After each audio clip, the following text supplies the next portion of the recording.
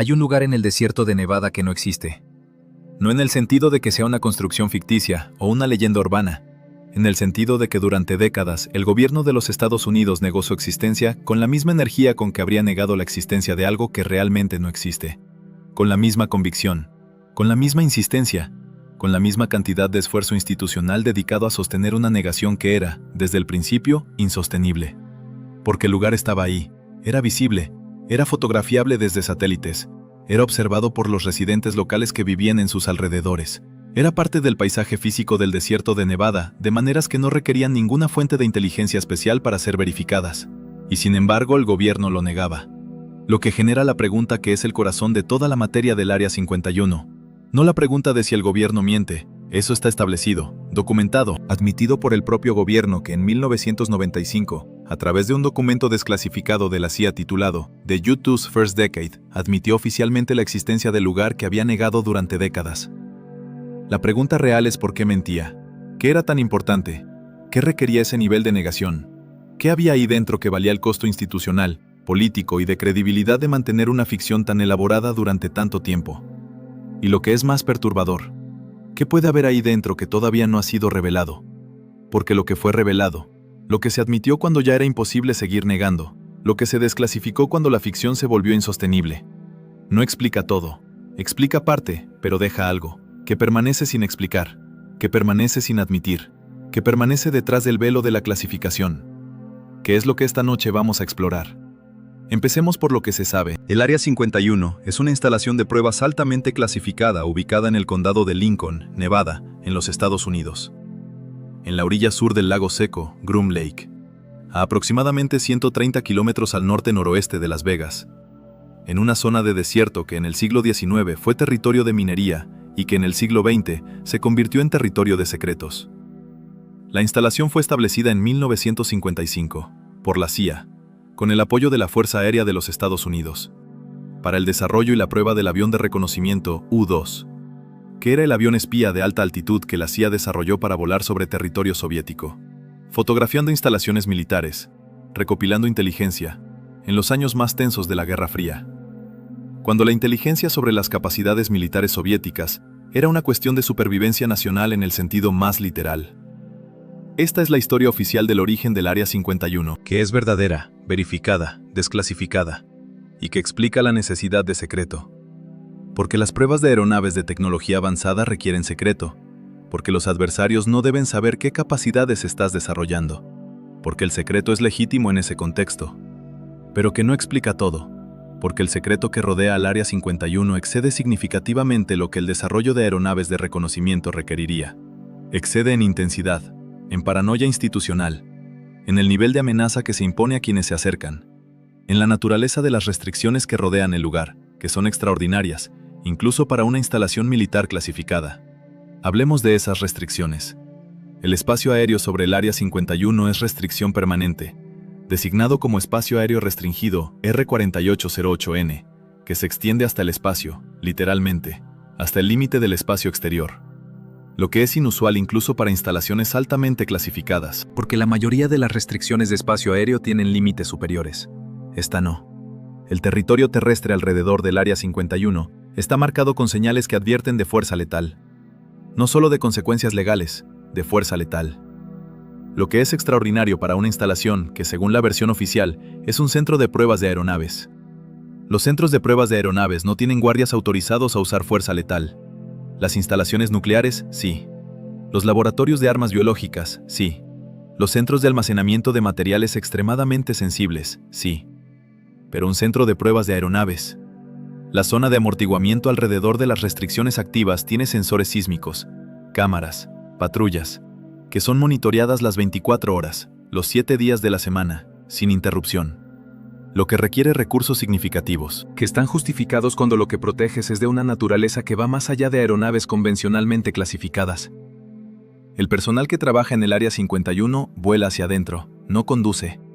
Las rutas de acceso terrestre existen, pero son para transporte de materiales. El personal vive en Las Vegas y vuela cada mañana en aviones sin marcas desde una terminal especial en el Aeropuerto Internacional de Las Vegas. Terminal que hasta hace relativamente poco no existía oficialmente en ningún mapa ni en ningún registro público. Estas características del Área 51, el espacio aéreo sin límite superior, la autorización de fuerza letal, la vigilancia constante de intensidad que excede a la de la mayoría de las instalaciones nucleares conocidas, el personal transportado en aviones no marcados, no corresponden a un centro de pruebas de aeronaves, corresponden a algo más, a algo que requiere un nivel de protección que excede lo que el desarrollo aeronáutico, por secreto que sea, justifica. Hablemos ahora de los testimonios, que son la categoría más difícil de manejar, porque son simultáneamente los más abundantes y los menos verificables, los más dramáticos y los más susceptibles a la distorsión, los más informativos sobre lo que ocurre en el Área 51, y los más fáciles de descartar como producto de imaginación, ambición, búsqueda de atención o desinformación deliberada. Bob Lazar. El nombre que aparece primero en cualquier discusión seria sobre el Área 51 y sobre lo que realmente ocurre en sus instalaciones. Físico. Graduado según sus propias afirmaciones del MIT y de Caltech. Aunque estos registros académicos han sido imposibles de verificar de maneras que generan más preguntas que respuestas. Contratado según su descripción por el gobierno para trabajar en una instalación que llama S4, que describe como ubicada en Papoose Lake, a unos 20 kilómetros al sur del perímetro conocido del Área 51. Lazar apareció públicamente por primera vez en mayo de 1989, en una entrevista con el periodista de televisión George Knapp, en la estación KLAS, en Las Vegas. La entrevista fue transmitida con su cara oscurecida y su voz distorsionada, usando el seudónimo Dennis, y lo que dijo fue esto: que en S4 había 9 naves. 9 aeronaves de origen no humano. Que trabajó en los sistemas de propulsión de una de ellas. Que el sistema de propulsión utilizaba un elemento que en ese momento no existía en la tabla periódica. Un elemento que él llamó Element 115. Que generaba una onda gravitacional, que distorsionaba el espacio-tiempo, que producía el movimiento, que era radicalmente diferente de cualquier sistema de propulsión conocido. Estas son las afirmaciones de Bob Lazar, que han sido consistentes desde 1989 hasta hoy. Sin variaciones significativas, sin contradicciones internas, durante más de 30 años, lo que es notable, porque las fabulaciones tienden a evolucionar, a elaborarse, a contradecirse, y las de Lazar no, han permanecido estables, con un detalle técnico específico que es difícil de atribuir a la invención, y con una predicción que fue verificada. El elemento 115, que cuando Lazar hizo sus afirmaciones no existía en la tabla periódica,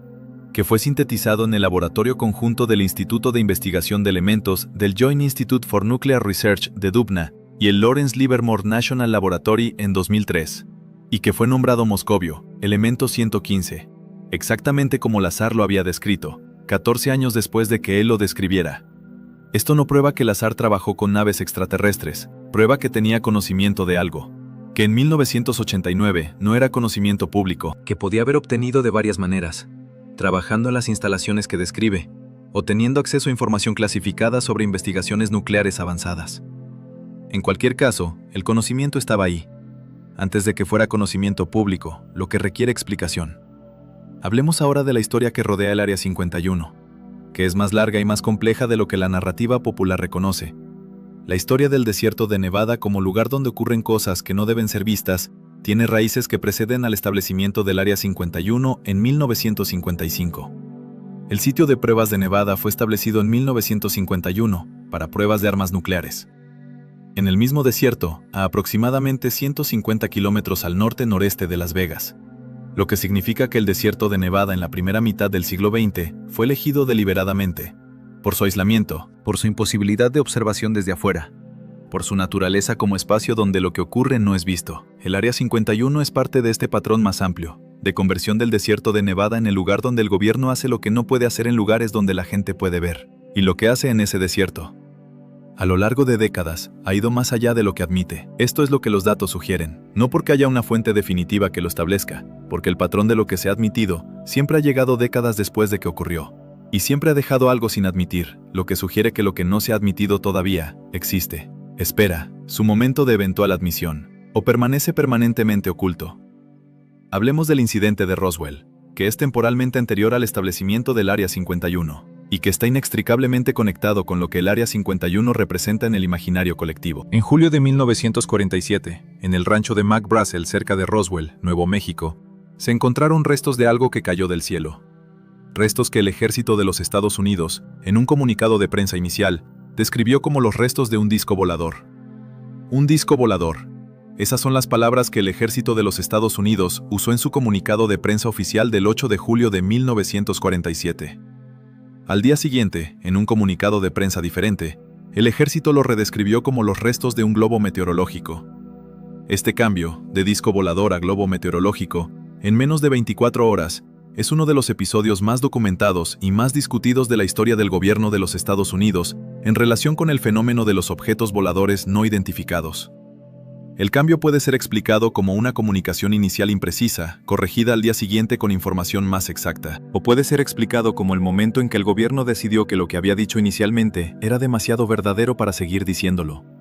Que la corrección no fue una corrección, fue una retractación, de algo que fue dicho con más precisión de lo conveniente.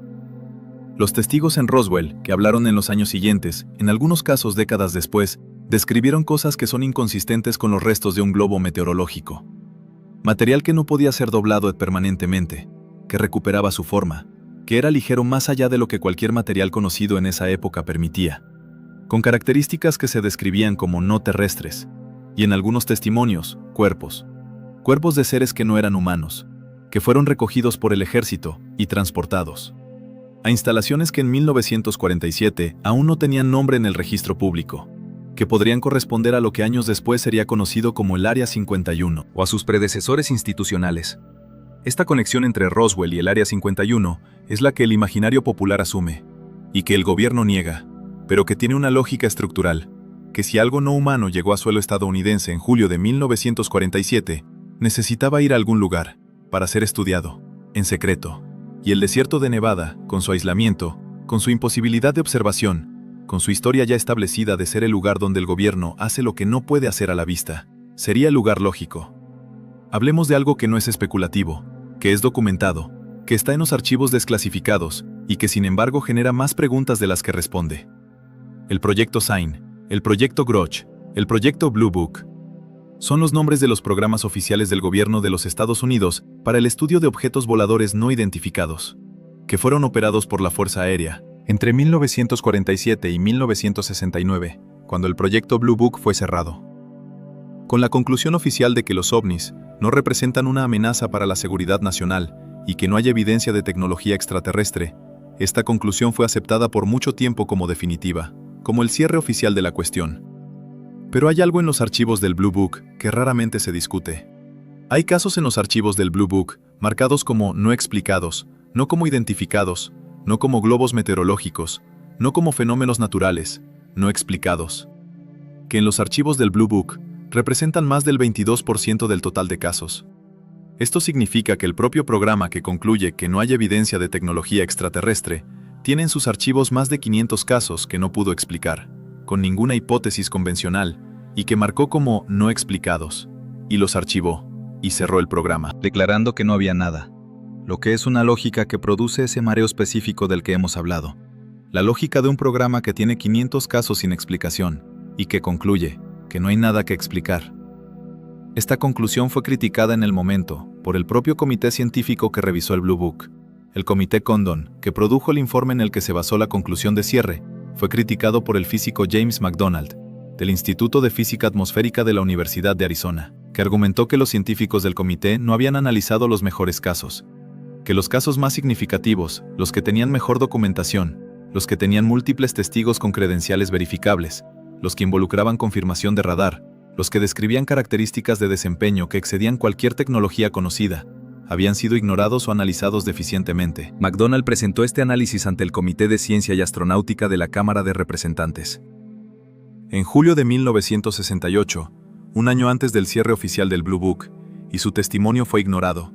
El Blue Book fue cerrado, y con él, la presencia oficial del gobierno de los Estados Unidos en el estudio del fenómeno. Oficial, porque hay evidencia considerable de que el estudio continuó, no oficialmente, a través de programas que no tenían nombre público, que operaban dentro de la estructura de clasificación que hace al Área 51, el ejemplo más visible, pero que se extendía a otros programas, otros lugares, otras investigaciones, que nunca fueron públicas. Hablemos del AATIP, el Programa Avanzado de Identificación de Amenazas Aeroespaciales. que existía dentro del Departamento de Defensa de los Estados Unidos, de manera clasificada, financiado con dinero que fue asignado a través de partidas presupuestarias que no describían públicamente para qué se usaban, y cuya existencia fue revelada en diciembre de 2017, cuando New York Times y Washington Post publicaron simultáneamente artículos describiendo el programa, junto con los videos de aviones militares de la Marina de los Estados Unidos, filmando objetos que realizaban maniobras que excedían las capacidades de cualquier aeronave conocida.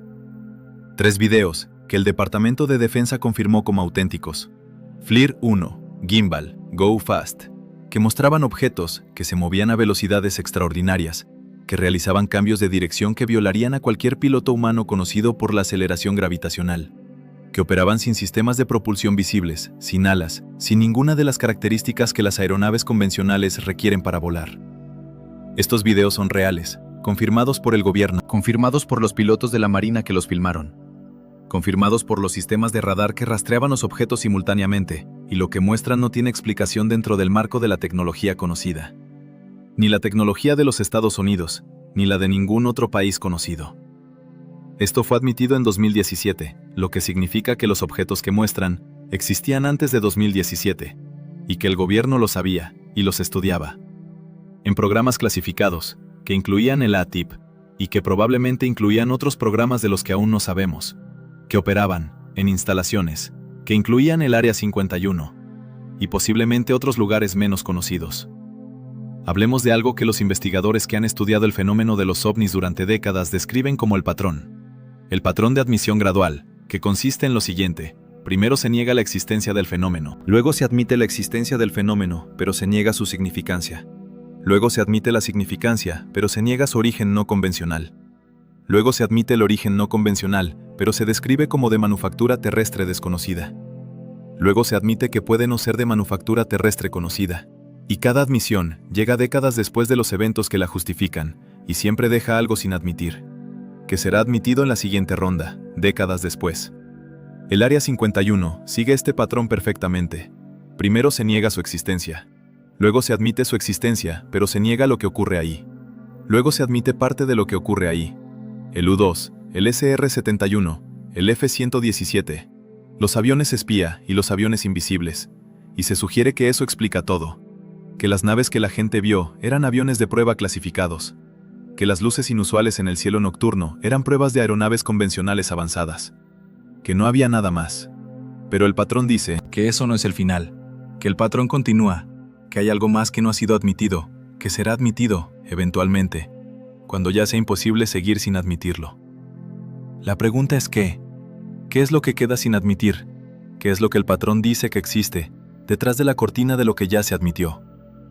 Hablemos de lo que ocurrió en 2023, que es el desarrollo más significativo en décadas en la historia de lo que el gobierno de los Estados Unidos admite sobre el fenómeno de objetos anómalos no identificados. David Grosh, oficial de inteligencia de la Fuerza Aérea de los Estados Unidos, con 21 años de servicio, con acceso a programas clasificados en los niveles más altos, testificó ante el Subcomité de Supervisión Nacional Security de la Cámara de Representantes el 26 de julio de 2023, bajo juramento, ante el Congreso, lo que significa que decir falsedades es perjurio federal, y dijo lo siguiente: que el gobierno de los Estados Unidos tiene en su posesión materiales de origen no humano, que el gobierno de los Estados Unidos tiene en su posesión vehículos de origen no humano, que el gobierno tiene en su posesión los restos biológicos de pilotos no humanos de esos vehículos, y que estos materiales, vehículos y restos han sido mantenidos en secreto a través de programas de acceso especial, que fueron establecidos sin la supervisión adecuada del Congreso, que operan fuera de los canales normales de clasificación, y que incluyen lo que él describió como intimidación y potencialmente eliminación de testigos. Grosh no habló de todas estas cosas de fuentes directas solamente. Habló de entrevistas que realizó con más de 40 testigos, con acceso de primera mano a los programas que describe, que es el desarrollo más significativo en décadas en la historia de lo que el gobierno de los Estados Unidos admite sobre el fenómeno de objetos anómalos no identificados. David Grosh, oficial de inteligencia de la Fuerza Aérea de los Estados Unidos, con 21 años de servicio, con acceso a programas clasificados en los niveles más altos, testificó ante el Subcomité de Supervisión Nacional Security de la Cámara de Representantes el 26 de julio de 2023, bajo juramento, ante el Congreso. Lo que significa que decir falsedades es perjurio federal, y dijo lo siguiente: que el gobierno de los Estados Unidos tiene en su posesión materiales de origen no humano, que el gobierno de los Estados Unidos tiene en su posesión vehículos de origen no humano, que el gobierno tiene en su posesión los restos biológicos de pilotos no humanos de esos vehículos, y que estos materiales, vehículos y restos han sido mantenidos en secreto a través de programas de acceso especial, que fueron establecidos sin la supervisión adecuada del Congreso, que operan fuera de los canales normales de clasificación, y que incluyen lo que él describió como intimidación y potencialmente eliminación de testigos. Grosh no habló de todas estas cosas de fuentes directas solamente, habló de entrevistas que realizó con más de 40 testigos, con acceso de primera mano a los programas que describe, que incluyeron personas que describieron haber trabajado directamente con materiales no humanos, con vehículos no humanos, con los restos de pilotos no humanos. Esto es lo que un oficial de inteligencia de la Fuerza Aérea de los Estados Unidos, con las credenciales más altas, con protección de denunciante federal, dijo ante el Congreso de los Estados Unidos, bajo juramento, en julio de 2023.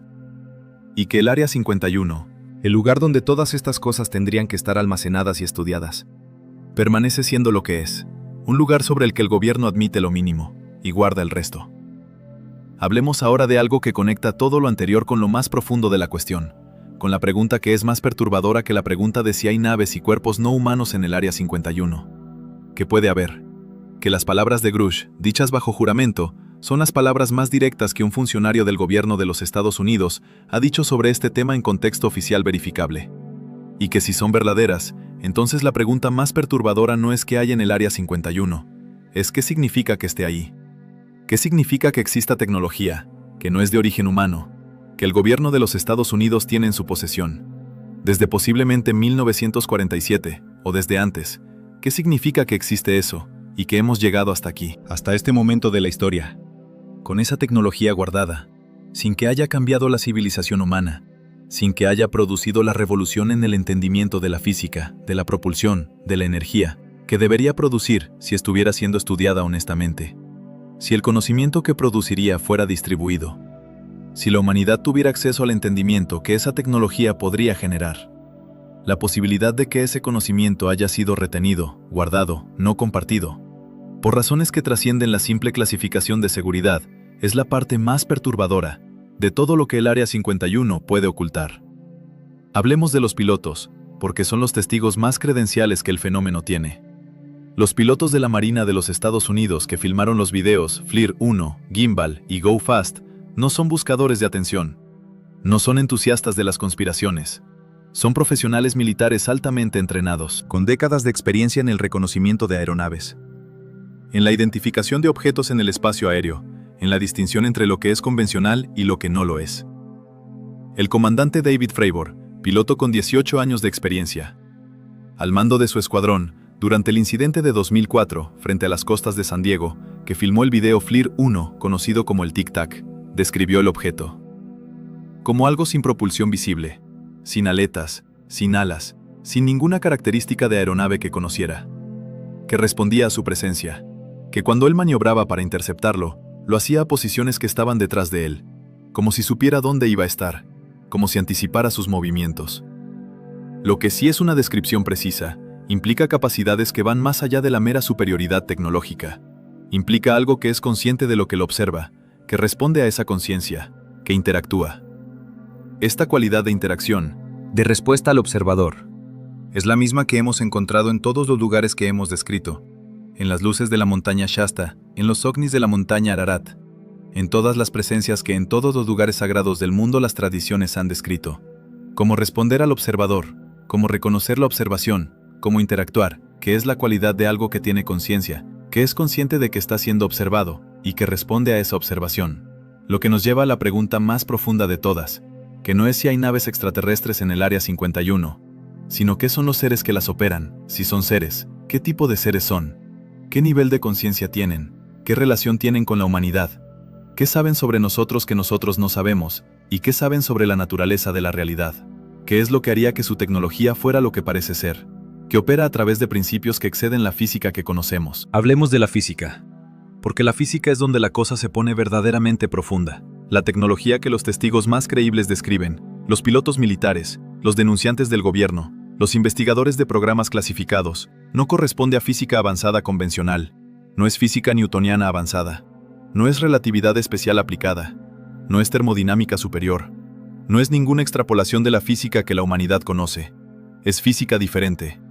que funciona en principios diferentes, que manipula la gravedad, que distorsiona el espacio-tiempo, que permite velocidades que la relatividad especial hace imposibles para la física convencional,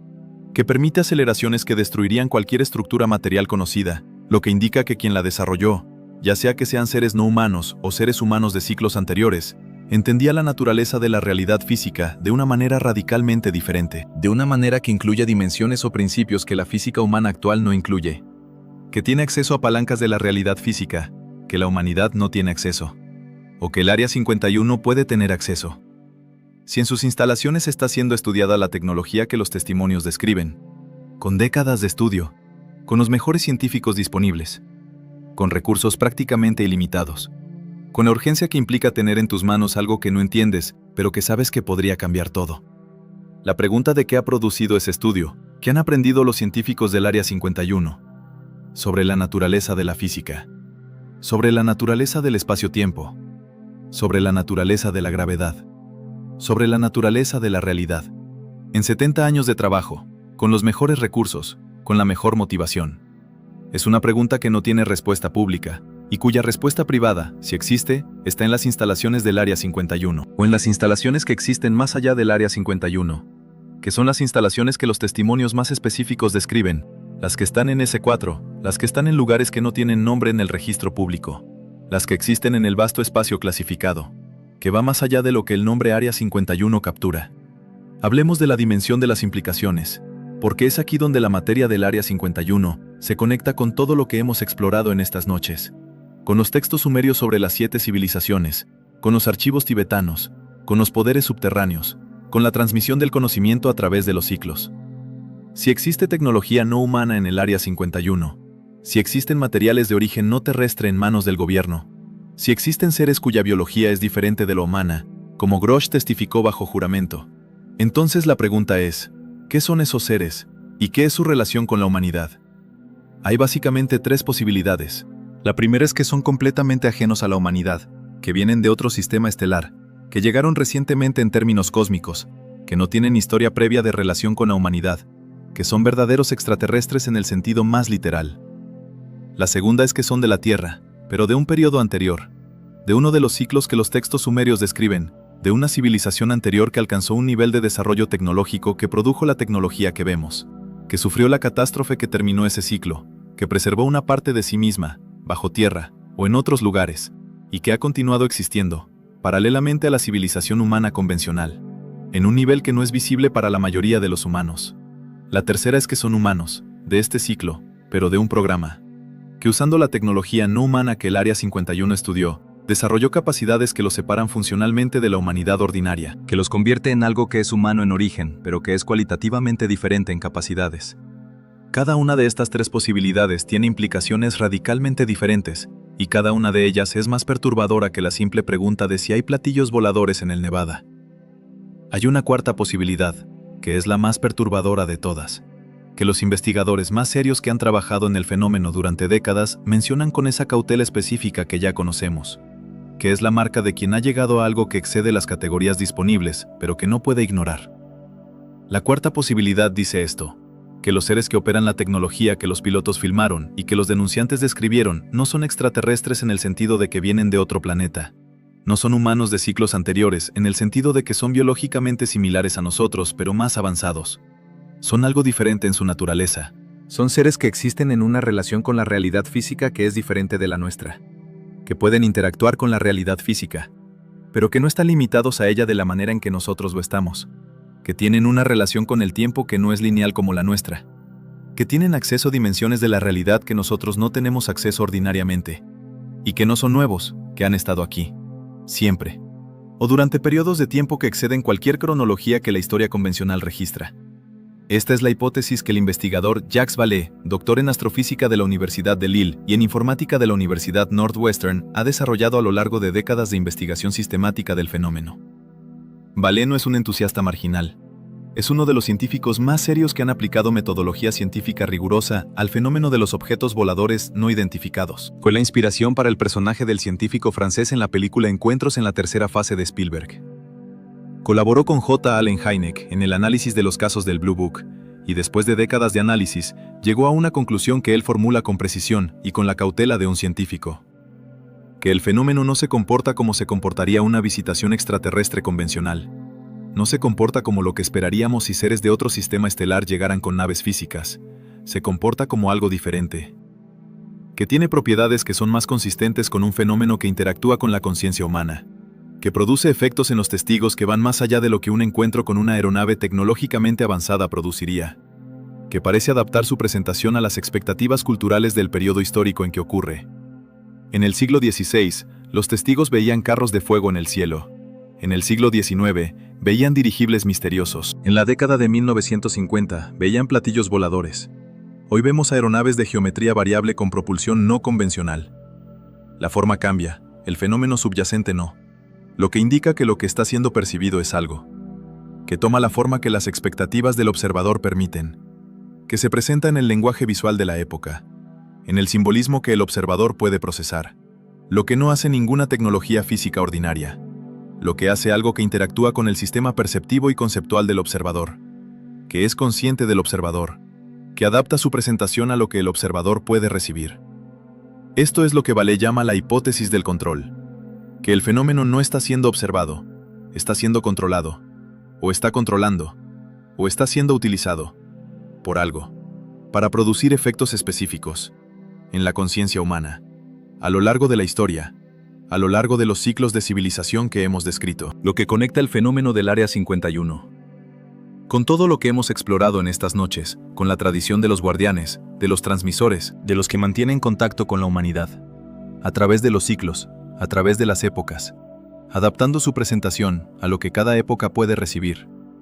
Hablemos de algo más concreto, de lo que las instalaciones del Área 51 físicamente contienen. Según los testimonios más específicos, que no son solo los testimonios de Lazar o de Grosh, que incluyen testimonios de personas que trabajaron en las instalaciones durante décadas, que hablan de maneras diferentes, con diferentes niveles de especificidad, sobre lo que existe dentro.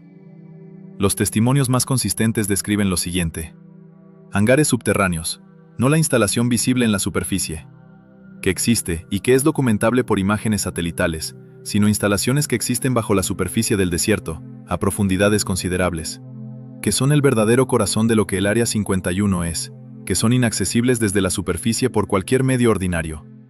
que contienen, según los testimonios más específicos, materiales que no tienen origen terrestre conocido, que han estado siendo estudiados, en condiciones de clasificación que exceden los niveles ordinarios, en programas que no tienen presupuesto visible, que son financiados a través de mecanismos que evitan la supervisión del Congreso. Lo que Grosh describió como los programas de acceso especial no autorizados, que son los programas que existen por fuera de los canales de clasificación ordinarios, que no responden a la supervisión institucional normal, que operan con una autonomía que es en sí misma extraordinaria, y que guardan lo que guardan. En los niveles subterráneos del desierto de Nevada, donde nadie puede llegar sin autorización, y donde la autorización es dada por entidades que no son el gobierno federal ordinario, que son algo más específico, más pequeño, más oculto, que tiene el control de lo que está guardado. Pogoborín de algo que los documentos desclasificados revelan, y que en el contexto de todo lo que hemos dicho, toma un significado diferente. En los documentos desclasificados del programa nuclear estadounidense de las décadas de 1940 y 50, hay algo que raramente se discute, que los científicos que trabajaban en el proyecto Manhattan y en los proyectos que le siguieron, los mejores físicos del siglo XX, encontraron, al trabajar con la energía nuclear, con las fuerzas que operan a nivel subatómico, con los principios que gobiernan la naturaleza más fundamental de la materia, encontraron cosas que no estaban buscando, que no correspondían a sus marcos teóricos, que indicaban que la física que conocían era incompleta, que había algo más, que estaba justo al borde de lo que podían ver, que requería una física diferente. Para ser entendido, varios de los físicos del proyecto Manhattan escribieron en correspondencia privada sobre estas experiencias, sobre los momentos en que lo que estaban midiendo no correspondía a lo que la teoría predecía, sobre los efectos anómalos que encontraban en los extremos de sus experimentos, sobre la sensación de estar tocando algo, que era más grande que lo que podían articular, dentro de los marcos de la física de su época. Esto no es público en el sentido que la mayoría de estas correspondencias están en archivos privados o en archivos clasificados. Pero investigadores que han tenido acceso parcial a fragmentos de esta correspondencia describen una imagen de científicos que encontraron algo al borde de lo que sabían y que en algunos casos fueron dirigidos hacia instalaciones clasificadas para continuar ese trabajo, en entornos donde la clasificación protegía lo que encontraban de la distribución pública. Por razones que no eran solo de seguridad nacional en el sentido ordinario, sino porque lo que encontraban desafiaba la física establecida, y comunicar públicamente que la física establecida era incompleta, de maneras específicas, que indicaban la existencia de principios de la realidad no reconocidos. Era perturbador de maneras que iban más allá de la seguridad militar. Era perturbador de la narrativa, de lo que la humanidad cree que sabe, sobre la naturaleza de la realidad. Y esa perturbación fue clasificada, y continúa siendo clasificada, en las instalaciones del Área 51, y de lo que existe más allá del Área 51. Hablemos ahora de algo que está conectado con todo lo anterior de una manera que raramente se articula directamente, de la relación entre el fenómeno de objetos anómalos no identificados y el fenómeno de las experiencias de conciencia alterada, que incluyen las experiencias de muerte cercana, los estados inducidos por DMT, las experiencias de iniciación en tradiciones contemplativas. La conexión que varios investigadores serios han observado, y que Vale ha documentado extensamente, es que los testigos de encuentros cercanos con el fenómeno describen experiencias que son cualitativamente similares a las experiencias de conciencia alterada profunda. No superficialmente similares, estructuralmente similares, con los mismos elementos, la sensación del tiempo que se distorsiona, la sensación de la identidad ordinaria que se disuelve, la percepción de seres que son de una naturaleza diferente, que transmiten información de maneras que no son verbales, la sensación de haber accedido a un nivel de realidad que es más fundamental que el ordinario, y el regreso con una comprensión alterada de lo que es la realidad, de lo que uno es, de lo que la relación entre conciencia y materia puede ser. Estos elementos son los mismos en la experiencia del testigo de un encuentro cercano y en la experiencia del practicante contemplativo después de una práctica profunda, y en la experiencia del participante en un ritual de iniciación de una tradición indígena, y en la experiencia de la persona que reporta un encuentro de muerte cercana, lo que indica que todos estos fenómenos están tocando el mismo territorio, el mismo nivel de la realidad, desde diferentes ángulos, a través de diferentes mecanismos, y que lo que el fenómeno de los objetos anómalos no identificados puede ser no una tecnología física de un origen externo, sino una manifestación de algo que es interno, que es la naturaleza de la conciencia misma, manifestándose de maneras que exceden el marco ordinario, que producen los efectos que producen, en los observadores que son suficientemente receptivos. Esta es la hipótesis más profunda, la que trasciende la pregunta de si hay platillos voladores en el Nevada, la que pregunta qué es la realidad, qué es la conciencia, qué es su relación con lo que llamamos mundo físico, y si el Área 51 es el lugar donde el gobierno de los Estados Unidos guarda lo que guarda. ¿Qué puede haber aprendido sobre estas preguntas? En 70 años de estudio, con los mejores recursos, con la mejor motivación, con acceso a tecnología que no es de origen humano ordinario, y que no comparte. Hablemos de la geografía, del desierto de Nevada como territorio, que es más que una localización geográfica accidental. El desierto de Nevada tiene características geológicas y geomagnéticas que lo distinguen. La región del lago Groom, donde está el Área 51, está sobre una zona de actividad geológica específica, con características magnéticas que son inusuales para el tipo de terreno que es, con fuentes geotérmicas que indican actividad bajo la superficie, con una geología que produce las condiciones que hemos descrito en contextos de lugares de poder, donde el campo electromagnético de la Tierra es inusual, donde la barrera entre niveles de la realidad es más delgada. Esto puede ser coincidencia, o puede ser que la localización del Área 51 no fue elegida solo por su aislamiento geográfico, sino también porque las propiedades geológicas y geomagnéticas del lugar son específicamente adecuadas para las actividades que se realizan ahí, para el estudio de lo que se estudia ahí, para el contacto con lo que ahí se contacta. Si el fenómeno tiene una relación con el campo electromagnético de la Tierra, como los testimonios de encuentros en lugares de poder del mundo entero sugieren, entonces un lugar con anomalías geomagnéticas específicas sería un lugar donde ese contacto es más fácil, más reproducible, más estudiable, lo que haría de la elección del Área 51 no solo una elección de seguridad, una elección geológica, una elección de lugar de poder. Que el gobierno de los Estados Unidos, o quienes dentro del gobierno tomaron las decisiones sobre esto, conocían como tal y eligieron deliberadamente. Hablemos de las personas, de los seres humanos específicos, que saben lo que el Área 51 realmente oculta, que son pocos, significativamente menos de lo que la mayoría de las teorías conspirativas sugieren, porque la naturaleza del sistema de clasificación compartimentado, que es el sistema que protege lo más sensible, hace que muy pocas personas tengan acceso a la imagen completa.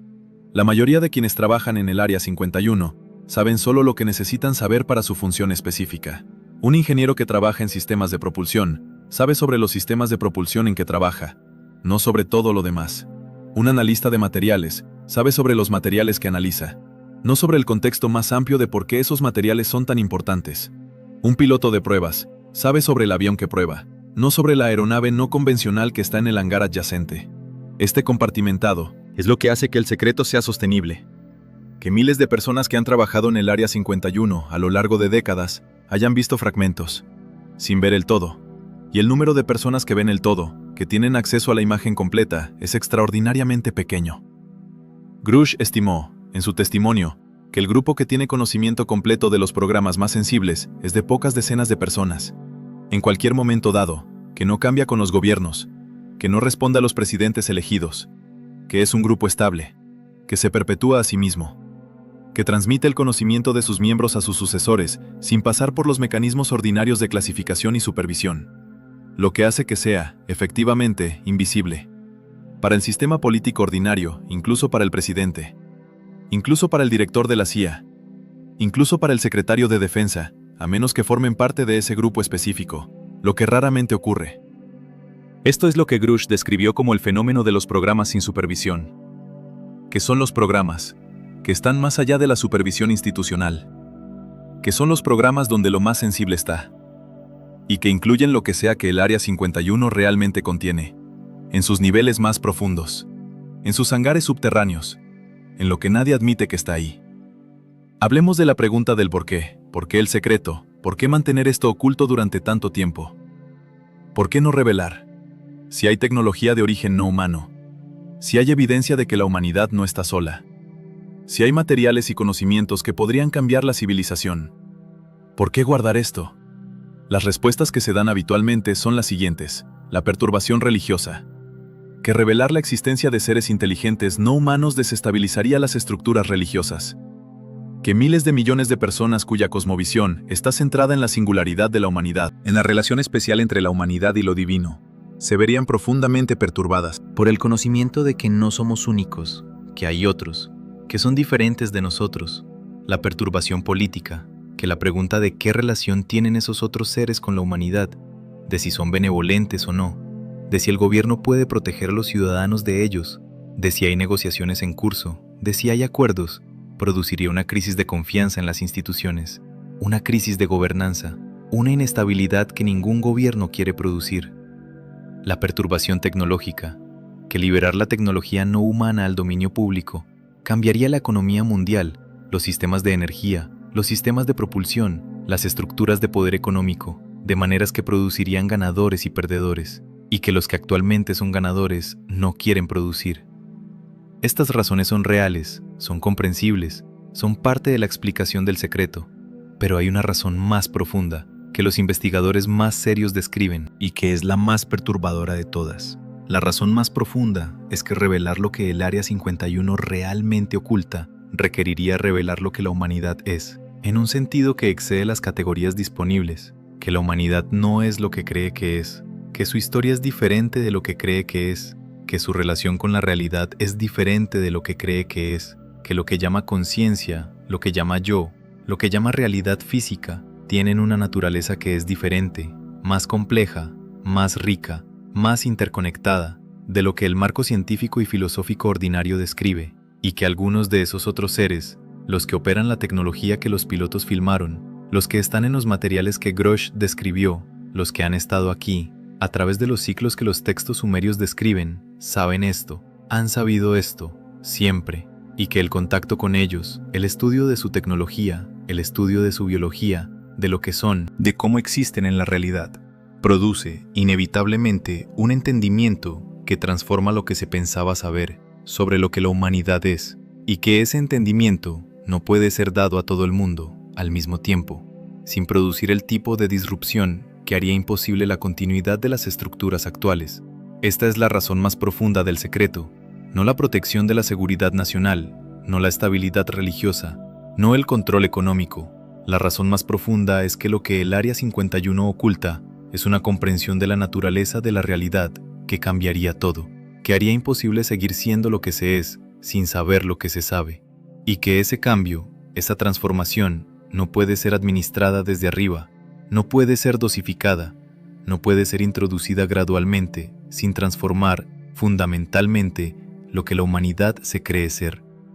Hablemos del futuro, de lo que los próximos años pueden traer, porque el patrón de admisión gradual que hemos descrito, el patrón que lleva de la negación a la admisión parcial a la admisión más completa, está en un punto de aceleración. El testimonio de Grush en 2023 fue el punto más avanzado de ese patrón, el más directo, el más específico, el que llegó más cerca del corazón de lo que existe, de lo que se oculta, y el sistema respondió, con la creación de la Oficina de Resolución de Anomalías de Todo Dominio, ARO por sus siglas en inglés, que fue establecida por el Departamento de Defensa para investigar oficialmente el fenómeno de objetos anómalos no identificados, lo que es un reconocimiento implícito de que el fenómeno es real, de que requiere investigación institucional, de que no puede seguir siendo negado, pero que también es, para algunos investigadores, un mecanismo de control, un mecanismo para gestionar la admisión, para controlar cuánto se admite, cuándo y de qué manera. De modo que el patrón continúa, y lo que está detrás del velo, lo que el Área 51 realmente oculta, continúa siendo lo que es, detrás del patrón, detrás de las admisiones parciales, detrás de lo que se acepta dar. En este momento, a este mundo, que puede o no estar listo para lo que hay detrás. Lo que es la misma pregunta que todos los guardianes de todos los conocimientos secretos, en todos los tiempos, han tenido que responder. Si el mundo está listo para lo que guardan, si el momento es correcto para abrir lo que está cerrado, para revelar lo que está oculto, para compartir lo que ha sido preservado con tanto cuidado durante tanto tiempo. Para este momento, para esta generación, que es la que tiene los instrumentos para recibirlo, la que tiene el marco para entenderlo, la que ha llegado al punto donde el patrón de admisión gradual está convergiendo hacia lo que siempre estuvo ahí, bajo el desierto de Nevada, en los hangares subterráneos, en los archivos clasificados, en las instalaciones que no tienen nombre, en el conocimiento que unas pocas decenas de personas guardan sobre lo que la humanidad es, sobre lo que la realidad es, sobre lo que existe, que no es solo lo que vemos, que es mucho más,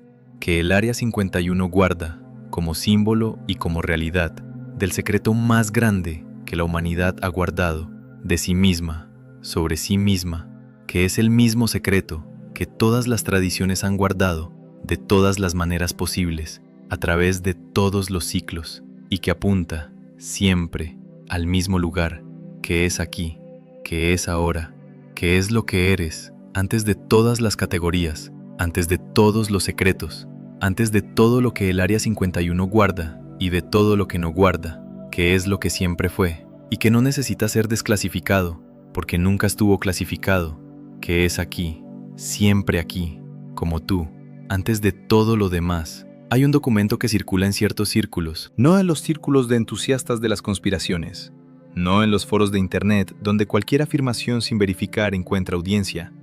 en los círculos de personas que han trabajado dentro de las estructuras de inteligencia y defensa de los Estados Unidos, que tienen acceso a información clasificada, que conocen la diferencia entre lo que es verificable y lo que es especulación. El documento tiene diferentes nombres en diferentes versiones. Algunos lo llaman el Memorándum de Majestic, algunos lo llaman el briefing para el presidente electo, algunos simplemente lo describen como el documento, sin más especificación. Su contenido, según quienes afirman haberlo visto o haberlo tenido en sus manos, describe lo siguiente: un resumen ejecutivo de lo que el gobierno de los Estados Unidos sabe sobre el fenómeno de objetos anómalos no identificados, sobre los materiales no humanos en posesión del gobierno, sobre los seres cuyos restos han sido recuperados, sobre los acuerdos o contactos que han tenido lugar entre representantes del gobierno y estos seres, sobre la naturaleza de lo que estos seres son y de dónde vienen. Hay versiones de este documento que han circulado como fugas, que han sido analizadas por investigadores, que han sido en algunos casos declaradas falsas y en otros casos imposibles de verificar de manera definitiva, lo que genera el problema característico de toda esta área, que lo falso y lo genuino son indistinguibles, no porque el genuino no exista, sino porque el sistema que produce la información falsa es tan sofisticado como el sistema que produce la información verdadera, porque la desinformación deliberada es una herramienta que el aparato de inteligencia ha usado desde sus inicios para hacer imposible la distinción, para mantener el secreto no a través de la negación simple, sino a través de la saturación con ruido, con versiones falsas de la verdad que hacen imposible identificar la versión verdadera cuando aparece. Esta es la sofisticación del sistema, que no depende de que nadie crea en la negación, sino de que nadie pueda distinguir con certeza lo verdadero de lo falso, cuando todo se mezcla en el mismo espacio de información. Hablemos del fenómeno de la desinformación deliberada, que es uno de los aspectos más fascinantes y más perturbadores de la historia del Área 51. El gobierno de los Estados Unidos ha utilizado el Área 51 como cubierta, no como cubierta para lo que verdaderamente ocurre ahí, como cubierta para lo que ocurre en otros lugares, o para otras actividades que quieren ocultar sin levantar sospechas sobre el lugar real donde ocurren. La lógica es la siguiente: si el Área 51 es el lugar donde la imaginación pública coloca todos los secretos, si la narrativa popular dice que en el Área 51 están los platillos voladores y los extraterrestres, y los cuerpos, y la tecnología alienígena, entonces el Área 51 es el lugar perfecto para hacer que el público piense que sabe dónde está el secreto, cuando el secreto real está en otro lugar. Esta es una lógica de desinformación clásica, que usa la verdad parcial como cobertura, que deja que el público sepa suficiente para que piense que sabe todo, cuando en realidad sabe solo lo que se le permite saber, lo que fue revelado deliberadamente, lo que fue filtrado de manera controlada, para dirigir la atención hacia lo que se puede admitir y lejos de lo que no puede ser admitido. Esto crea un problema irresoluble para cualquier investigador honesto, porque no sabe si lo que estudia es la historia real o la historia que quieren que piense que es la real, porque no sabe si las filtraciones que recibe son filtraciones genuinas o filtraciones diseñadas para producir un efecto específico en él, para llevarlo en una dirección particular, que es conveniente para quienes controlan el secreto. Porque no sabe si el mapa que construye de la realidad corresponde a la realidad, o es un mapa que le han dado para que piense que sabe dónde está, cuando está siendo llevado en otra dirección. Esta es la naturaleza de la situación epistémica del investigador del Área 51, que es la situación epistémica del ser humano en relación con los mayores secretos de su tiempo, que no sabe si lo que sabe es lo que hay, o si lo que hay es algo diferente, más allá de lo que puede ver, más allá de lo que puede alcanzar. Con los instrumentos que tiene disponibles. Poco brinde algo que está en el registro público y que sin embargo raramente se conecta con el tema del Área 51 de la manera que merece ser conectado. El fenómeno de la telepatía y la comunicación mente-mente en el contexto de los programas de inteligencia. El gobierno de los Estados Unidos financió durante décadas investigaciones en el ámbito de la percepción extrasensorial. El proyecto Stargate, que mencionamos en otras noches, que duró de 1972 a 1995, con un presupuesto de $20 millones, que estudiaba el fenómeno de la visión remota, la capacidad de ciertos individuos para percibir información de lugares y situaciones físicamente inaccesibles, sin contacto sensorial con esos lugares, sin ningún mecanismo físico conocido de transmisión de información. El programa produjo resultados que la estadística formal describe como altamente significativos, que fueron revisados por la analista estadística Jessica Utz de la Universidad de California en Davis, que concluyó que la evidencia estadística indica firmemente que la visión remota funciona, que es un fenómeno real. El programa fue cerrado en 1995, oficialmente porque los resultados no producían inteligencia accionable, con suficiente consistencia, para justificar el costo. Pero hay investigadores que señalan otra posibilidad, que el programa no fue cerrado porque no funcionaba, sino porque los resultados que producía eran demasiado significativos, demasiado perturbadores para las asunciones sobre la naturaleza de la mente, sobre la naturaleza de la conciencia, sobre lo que es posible. Que lo que el programa estaba encontrando era evidencia de algo, que iba más allá de la capacidad de espionaje mejorado, que tocaba preguntas fundamentales sobre la naturaleza de la realidad, que era más cómodo no continuar estudiando públicamente que continuar en privado, en las instalaciones donde esas cosas se estudian, fuera de la supervisión pública, en el espacio clasificado, donde el Área 51 es solo el más visible, de un conjunto de lugares donde lo que no puede ser estudiado públicamente, continúa siendo estudiado, en secreto, en el desierto. Hablemos de la conexión entre el programa Stargate y lo que el Área 51 puede contener, porque esta conexión es importante. El programa Stargate produjo visionarios remotos con capacidades verificadas, personas que podían percibir información sobre lugares físicamente inaccesibles, con un nivel de precisión que excede cualquier explicación convencional. Si esos visionarios remotos fueran dirigidos hacia el Área 51, hacia sus instalaciones más clasificadas, hacia lo que existe en sus niveles subterráneos, ¿qué percibirían? Esta pregunta no es hipotética. Hay testimonios de personas que afirman haber sido usadas como visionarios remotos para explorar el Área 51 y otros lugares clasificados que describen lo que percibieron con el nivel de detalle específico que es la marca de la visión remota genuina versus la confabulación. Lo que percibieron no es uniforme entre los distintos visionarios, porque la visión remota produce percepciones que están filtradas por el sistema perceptivo del visionario, por su marco conceptual, por lo que puede recibir. Pero hay elementos comunes en lo que distintos visionarios que afirman haber explorado el Área 51 describen. Niveles subterráneos, materiales que son reconocidos como diferentes, como no ordinarios, como de una naturaleza que no tiene análogo en la experiencia ordinaria del visionario. Presencias, que no son humanas, que son conscientes de la exploración, que responden a la presencia del visionario. De la misma manera que los pilotos describían que los objetos respondían a su presencia, esta última característica, esta respuesta consciente al explorador, esta conciencia de ser explorado, es la más perturbadora de todas, porque indica que lo que existe en esos niveles, sea lo que sea, tiene conciencia. Tiene conciencia de lo que ocurre a su alrededor, incluyendo la presencia de mentes que lo exploran a distancia. Lo que dice algo sobre la naturaleza de lo que está ahí, que no es una colección de objetos pasivos, que es algo que participa, que observa, que quizás evalúa. Lo que hace de la relación entre los investigadores del Área 51 y lo que investigan algo más complejo, que la relación entre científicos y objetos de estudio, algo más parecido a la relación entre dos partes, que se observan mutuamente, que se evalúan mutuamente, que tienen agendas propias en la relación. Hablemos de la dimensión temporal, que es la que más desequilibra. Los testimonios más específicos sobre los seres cuyos materiales están en el Área 51, incluyendo el de Grosh, y los de las personas que él entrevistó, hablan de seres que tienen una relación con el tiempo que no es lineal como la nuestra, que no parecen moverse de un momento temporal a otro como los humanos, que parecen existir de una manera que incluye diferentes momentos temporales simultáneamente, o que tienen acceso a información sobre el futuro que no tiene ninguna explicación dentro de la física lineal del tiempo. Si esta descripción es precisa, si los seres que están relacionados con lo que el Área 51 guarda tienen una relación con el tiempo que es fundamentalmente diferente, entonces la relación que el gobierno de los Estados Unidos tiene con estos seres es radicalmente asimétrica, en un sentido que va más allá de la asimetría tecnológica. Si ellos pueden ver el futuro, o tienen información sobre el desarrollo de eventos que nosotros no podemos tener desde la física lineal, entonces cualquier negociación, cualquier acuerdo, cualquier relación que el gobierno haya establecido con ellos, así ven condiciones de desigualdad radical, que ellos controlan, porque tienen información sobre lo que va a ocurrir, que el gobierno no tiene, lo que pone en una perspectiva diferente. El nivel de secreto, el nivel de control, el nivel de aislamiento que rodea al Área 51. Si parte de lo que se protege no es solo tecnología material, sino una relación, con entidades que tienen capacidades que exceden las humanas de maneras que van más allá de la tecnología, que incluyen capacidades temporales.